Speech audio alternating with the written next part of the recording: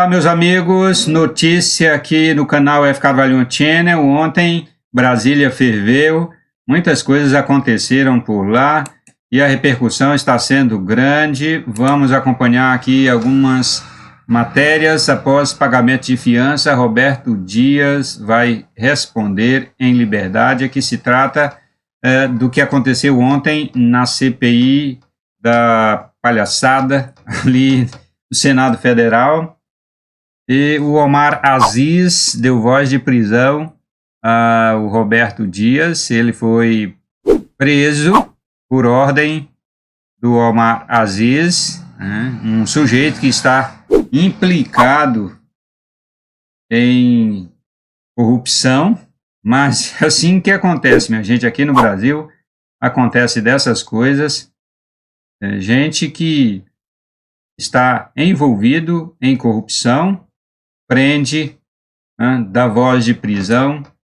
É assim, aquele absurdo. Coisa não está para brincadeira. O Brasil não é para amadores. O ex-diretor de logística do Ministério da Saúde, Roberto Ferreira Dias, vai responder em liberdade pelos crimes de perjúrio e falso testemunho por causa do depoimento dado por ele ontem, dia 7, à Comissão Parlamentar de Inquérito, CPI da pandemia do Senado. Dias foi o primeiro depoente a ter a prisão decretada pelo presidente da comissão, Omar Aziz, e prestou novo depoimento por 5 horas na delegacia do Senado, assinou o termo de circunstanciado de ocorrência, após pagamento de fiança no valor de R$ 1.100, foi liberado por volta das 23 horas dessa quarta-feira. Em defesa de Roberto Dias, o senador da base governista Marco Rogério sustentou que, ao decretar a prisão de testemunha, Omar Aziz violou o artigo 9º da Lei 13.000, sobre abuso de autoridade. O trecho citado diz que é abuso decretar medida de prisão da liberdade em manifesta desconformidade com as hipóteses legais, com previsão de pena de 1 a 4 anos de prisão e multa. Lamentavelmente, o presidente da CPI perdeu totalmente as condições para tocar a CPI. Vieram vários outros depoentes que fizeram acusações, mentiras, falsearam, apresentaram áudios na CPI que não condizem com a verdade do que estava sendo dito e, mesmo diante do flagrante clássico, negou-se a prisão, disse aí o senador Marcos Rogério. O Marcos Rogério não está defendendo as ilicitudes do Roberto Dias. Ele está constatando que o Omar Aziz cometeu erro em fazer isso e ele apresenta alguns argumentos e apresenta a Lei 13.669. E também ele alega que com outras pessoas o Omar Aziz não usou dessa força, ele não prendeu, não deu ordem de prisão para outros. O ex-presidiário Lula volta a exaltar a China, dizendo: tem partido forte, Estado forte, pulso e voz de comando. E o ex-presidiário elogiando a ditadura comunista ali daquele país, o dragão vermelho asiático. Tem partido forte, o PCC, partido forte, ditatorial, não tem alternativas na China, não tem alternativa política, é somente um partido, comunismo ferrenho. Então ele está elogiando aqui o partido forte, ele está elogiando a ditadura, Estado forte, claro, Estado forte não tem opção do povo escolher outro governo, é a ditadura que manda e pronto, tem pulso e voz de comando.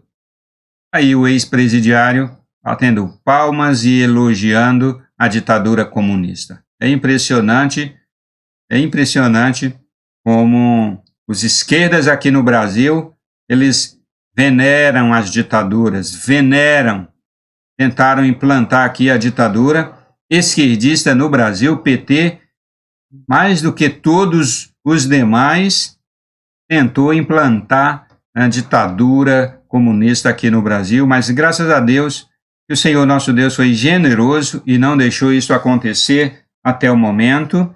Esperamos que a esquerda não volte a governar a nação e continuar com esse plano malévolo de tornar o Brasil uma ditadura. Bem, uma democracia nós não somos, isso eu garanto a você. Não adianta vir com historinhas que nós somos uma democracia, o Brasil é um país democrático, de jeito nenhum. Não é democrático não, meus amigos. Não é democrático não. Nós não vivemos uma democracia. Também não vivemos uma ditadura à semelhança da China e à semelhança de Cuba, da Venezuela, mas estávamos caminhando para uma ditadura como a ditadura venezuelana, né? Vivemos uma oligarquia, é isso que nós vivemos. Nós vivemos uma oligarquia e totalitária.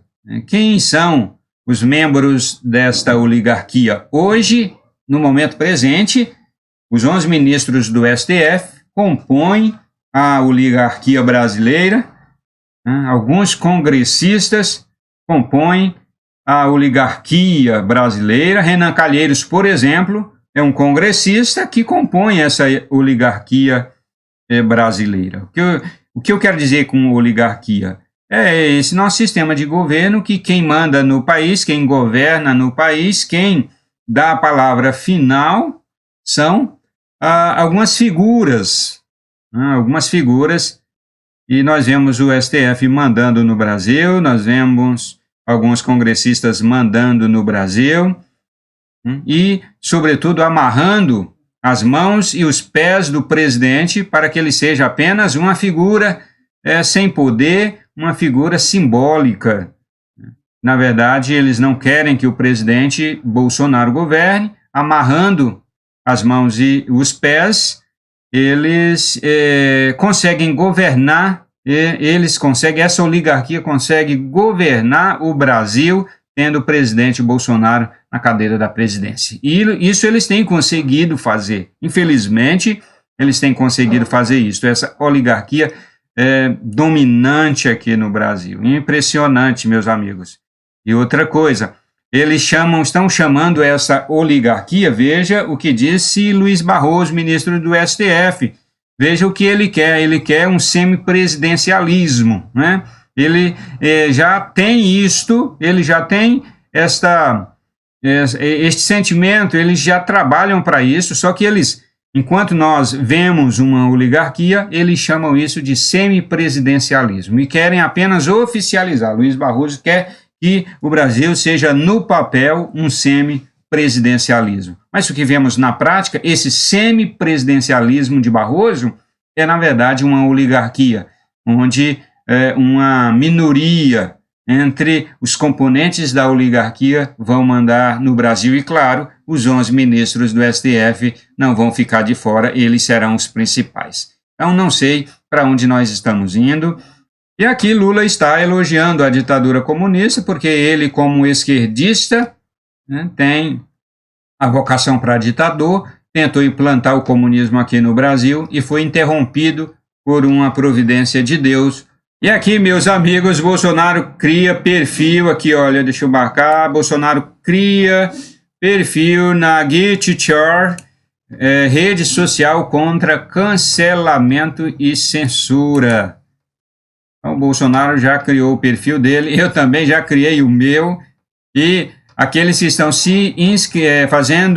criando perfil nessa rede social, uma rede social que foi criada aí para os conservadores e para a direita, já ganha aí, já recebe de graça aí o Donald Trump seguindo. Eu fiz a minha inscrição, ou seja, criei o perfil lá, e aí já veio com o Donald Trump me seguindo. Eu não sei o que isso significa, mas tudo bem. Então, Bolsonaro cria perfil na GetChair, rede social contra cancelamento e censura, né? E essa rede social promete ser uma janela em busca de liberdade de expressão. Então, é uma rede social aí que tem como empreendedores, que tem como criadores aí o Donald Trump. O chefe executivo, ou seja, o presidente Bolsonaro, já possui conta verificada na plataforma, mesmo com a recente entrada do GetChair. Ele já registra mais de 100 mil seguidores. Meu Deus do céu, o homem é forte mesmo, viu? Conforme antecipou o Conexão Política, a ferramenta visa combater a censura de cancelamento, promover o bom senso, defender a liberdade de expressão, desafiar os monopólios da mídia social e criar um verdadeiro mercado de ideias. Criada, que é importante, minha gente, criada pelo ex-conselheiro do republicano Donald Trump, Johnson Miller, inaugurada no último dia 4 de julho, a rede tem surpreendido e visto crescer milhões e milhões de downloads ao redor do mundo. Independente dos monopólios de mídia social, independente da cultura de cancelamento, abraçar a liberdade de expressão, nosso lançamento no domingo, 4 de julho, é muito intencional, disse o executivo. O Conexão Política também possui uma conta registrada lá. Eu também já criei a minha. Então, é uma rede social americana que promete dar voz aos conservadores. Espero que essa rede social cresça e as pessoas comecem a migrar, porque precisamos de rede social que não censuram e que deixa o povo se manifestar, se pronunciar, e não é isso que a gente tem visto acontecer. O próprio Donald Trump foi censurado ainda quando estava na cadeira da presidência americana. Ele já foi censurado pelo Twitter, pelo Facebook, pelo Google, e quando foi confirmada a vitória fraudulenta do Biden, então, meus amigos, a Big Check, as 3 Big Checks, Google, Facebook e Twitter, entraram de sola e censuraram o homem, e ele imediatamente já cuidou para que uma rede social pudesse ser criada para evitar esse tipo de problema. Tentam calar os conservadores, mas eles sempre se reinventam, porque a verdade vai vencer, e a verdade vence sempre, ainda que durante o caminho ela encontre tropeços, porque as mentiras são grandes tropeços para a verdade passar. Mas a verdade no final sempre vence. Ela passa por todos os obstáculos, ela passa por todos os impedimentos, por todos os tropeços, e a verdade chega lá no final, e nós vemos aí esta rede social nascendo, e as gerações futuras poderão ver o crescimento desta rede social, espero, e que assim Deus nos abençoe o Brasil, abençoe você, Deus abençoe a sua família, meus amigos. Valeu, e com Deus, e a gente se vê no próximo vídeo.